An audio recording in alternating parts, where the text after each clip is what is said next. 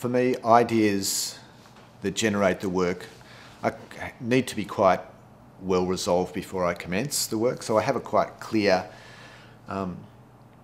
holistic idea about where I'm heading, but there are always aspects of change that occur during the process. So when those points arise, you might make a decision to grab hold of that aberration, let it take you on a direction and explore that accident.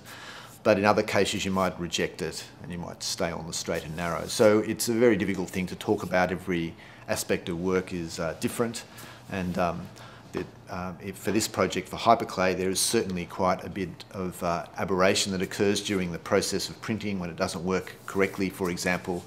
But I've discovered this is quite a critical way of working. I can't incorporate accidents as readily into the process as I perhaps would when making by hand.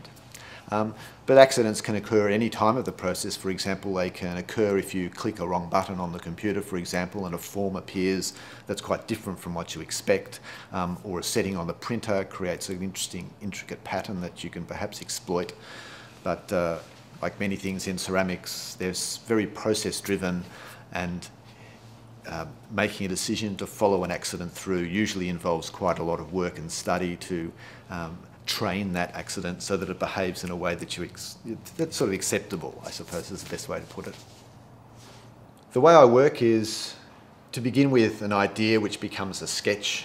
Once that sketch is right, I'll move to the computer, refine the drawing, work out the three-dimensional aspects and the dimensions.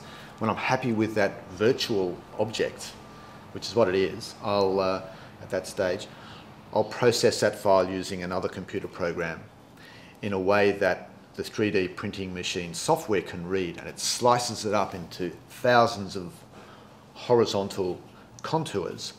The machine then prints the lines, the contour lines, and builds up a form, squirting clay through a syringe as it moves.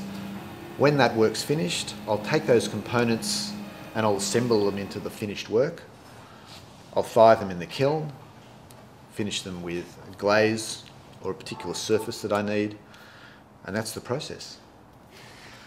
Each component for HYPERCLAY that's been printed on the rapid prototyping machine can take anywhere from half an hour through to 2 hours to print.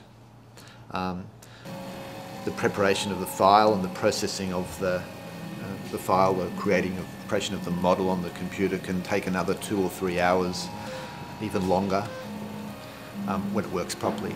Of course, there are lots of hours of exploration that take place in sort of getting things right before you're ready to commit. And in the case of the 3D printing process itself, it's probably taken me a good year to understand how what I've needed to do to change that machine from one that printed plastic to one that can now print clay. And that's been a sort of a trial and error exploration.